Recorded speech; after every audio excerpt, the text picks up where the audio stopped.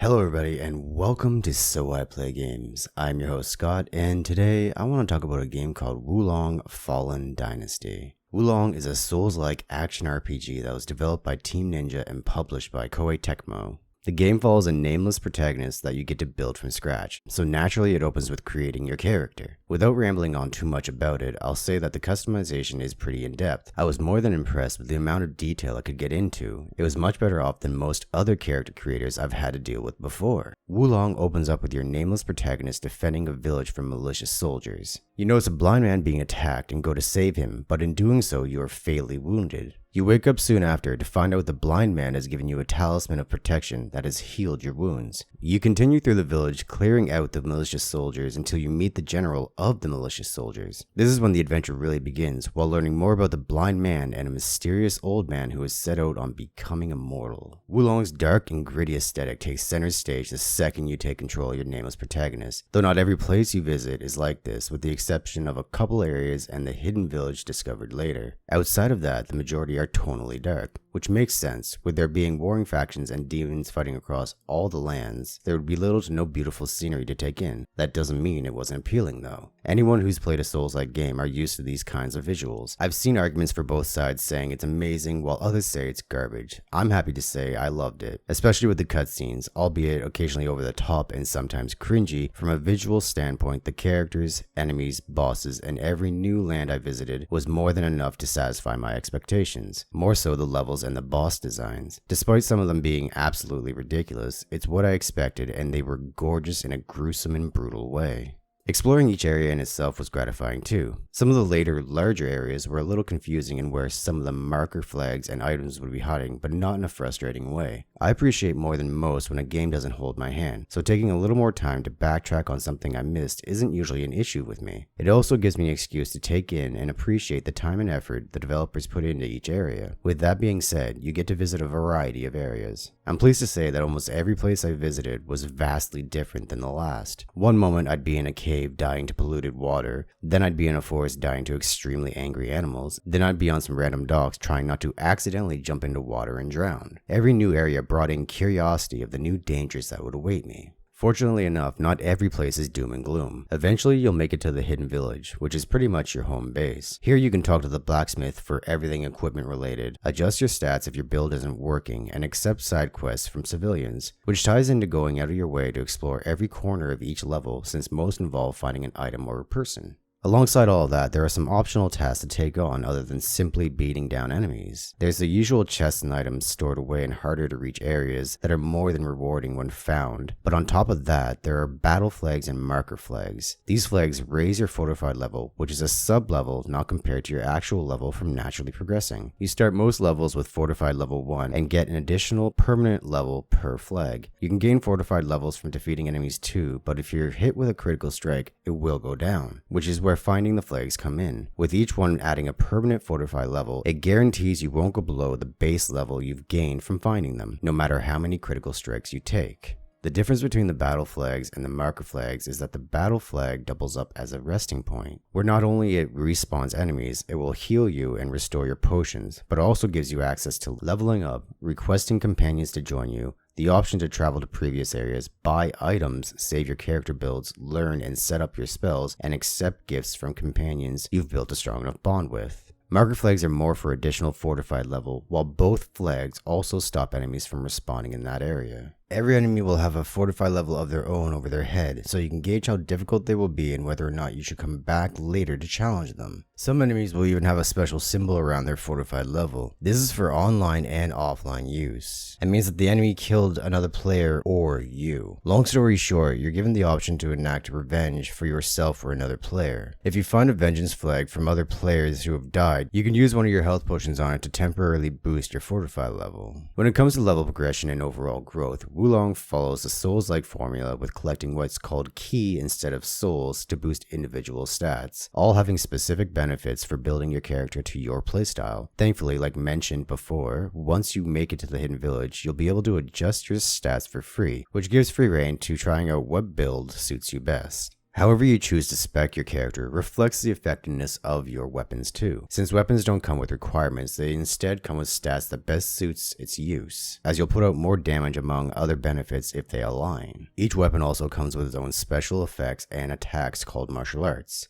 Special effects are purely random and cover a wide variety of boosts to stats and other benefits, whereas martial arts are special physical attacks that will differ on the weapon and its rarity, since some can come with more useful or rare attacks. Armor is very similar. All pieces come with special effects, but instead of boosting effectiveness through your stats, they simply give resistance to specific kinds of attacks with the addition of set bonuses if you wear a full set of armor. Picking out what weapon and armor to use is where it can get a little complicated. With everything being broken down into ranks and having an overabundance of special effects, and there being so many different sets and weapons dropping, it could be overwhelming. Something I noticed that made my life easier is how minor the special effects were. Most gave a 1 or 2% boost, or were barely relevant, so eventually I stopped focusing on any other benefits since they weren't even noticeable. Luckily enough, there is a blacksmith introduced to help manage all the useless equipment you'll have. Not only can you upgrade all your equipment with them, so long as you have the money and material to do it, but you can also salvage what you're not using for materials and special effects you want to keep.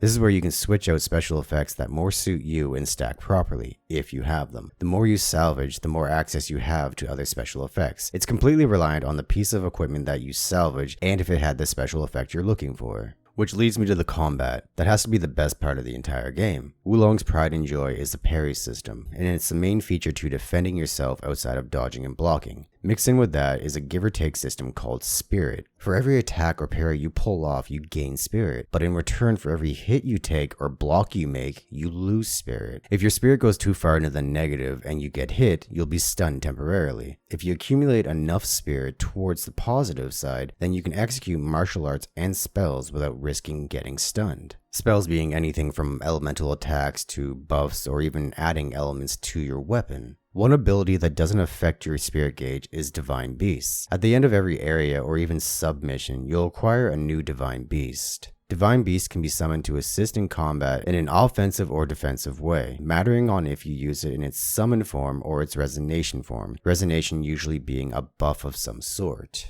Enemies and bosses follow the same standard of the spirit gauge, with you getting the added benefit of being able to land critical strikes if you break their spirit. Parrying an enemy's critical strike is the quickest way to getting your own critical strike on them, while bosses rely more so on this to build spirit against them, to then land a critical strike. So combat has a lot to do with balancing your spirit until you can execute a critical strike. On the topic of bosses, I sit on the fence between praise and disappointment. Like I mentioned before, they look fantastic, but on the other hand, their difficulty was inconsistent. The first boss is an absolute nightmare for anyone new to the parry system or games like this for that matter. It almost pushed me away from covering Wulong in the first place, but after I beat it, most bosses after that were a joke, with the exception of maybe 2 or 3 others. And those 2 or 3 felt more like broken artificial difficulty. They were abundantly harder for no reason, and not in the sense of a proper challenge, just difficult for difficulty's sake. One-shot kills, stun locks, and absurd advantages just to mention a few. I can give praise for some creative thought being put into some of the bosses though. Despite the inconsistency of difficulty, I'm happy to say that not all bosses were as simple as parry, critical strike, and repeat. Without spoiling anything, I'll just say a select few had other means of being dealt with before being able to straightforward attack them. The enemies are nothing to scoff at either. They're just as much appealing and entertaining to engage with in combat, with some even buffing enemies around them. One thing I did notice was that I was fighting the same give or take 10 enemies, and the repeat use of old bosses throughout the entire game. There would be minor changes like their weapon being different, but outside of that, there wasn't much else. On top of that, the ones who could use projectiles, that being arrows or spells, could shoot me through walls. If you find yourself struggling with enemies and bosses, you can call upon companions to assist you in fighting. There are a lot of different companions with a variety of weapons and advantages to best complement your playstyle. One benefit to using companions is, as you use them, you build a bond with them that not only makes them more efficient, but also gives you their armor and weapons when the bond with them is maxed out. You can also rally them up with buffs and have them initiate a fight before you, which is especially useful if you're less than tanky. I found them pretty useful for distracting enemies and bosses if I ever felt overwhelmed. Unfortunately, they didn't always cooperate. I had more times than I care to count where my companions would stand around and do nothing while I fought everything, or they would run around randomly like like they were trying to find the enemy and not figure it out. The gameplay itself, I don't want to be too hard on. There was a solid attempt at giving Wulong a sense of platforming, to expand on its exploration for finding secret areas and even pulling off stealth kills, but unfortunately it's clunky at best. It's less than cooperative when needed, and can make for slightly frustrating moments when you have to redo platforming sections over and over after falling because it decided to not register grabbing a ledge. Even when traversing around normally, I would occasionally get stuck on invisible objects or stuck in an infinite falling animation after trying to jump over something. On a lighter note, I can't say anything negative about the sound design. The soundtracks go between timid and calming to even more intense, upbeat tempos for setting the tone of the environment,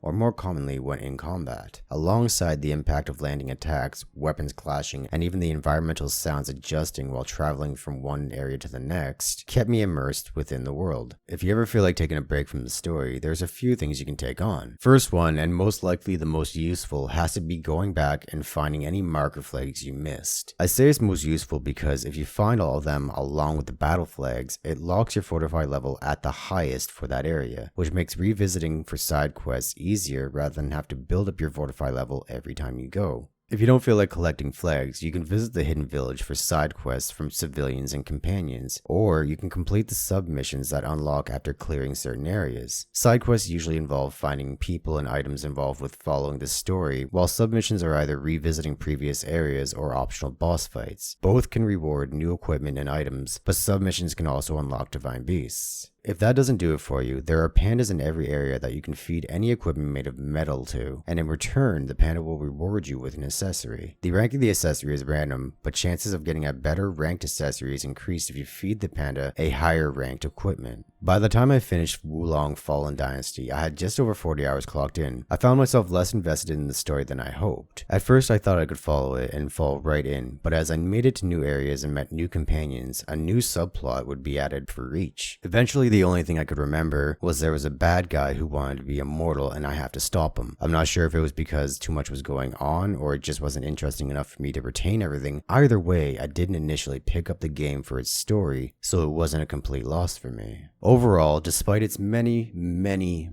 flaws, I enjoyed Wulong, simply for its combat. I may be a special circumstance in this case, since I found the combat so fun and satisfying that it carried the game for me. Unfortunately, from a critic's standpoint, I did run into a few hiccups with rendering objects and overall performance. Even while on the lowest settings across the board, I still had frame rate issues, long loading times, and multiple crashes. The poor optimization and overall clunky gameplay did get frustrating and is inexcusable. I won't deny that. Wulong was released on PC in a less than acceptable state. The inconsistent difficulty, the less than helpful companion AI, and uninteresting story is inexcusable too. Wulong has a long way to go before I would be able to recommend it to anyone. Unfortunately, the cons outweigh the pros, but if you're like me and think you'll enjoy the combat like I did, I'd say pick it up on the Xbox Game Pass and give it a try. Other than that, I can't recommend paying full price in its state. And there you have it, my opinion on Wulong Fallen Dynasty. Thank you for watching. If you liked this and want to see more, make sure to check out my last video on Trials of Mana and click that subscribe button. If you want to see more of me, then feel free to join my streams here on YouTube or Twitch on Monday, Wednesday, and Friday at 5 p.m. Eastern Standard Time, where I stream the games we'll be covering here. Links will be in the description. Thanks again, and I hope to see you soon.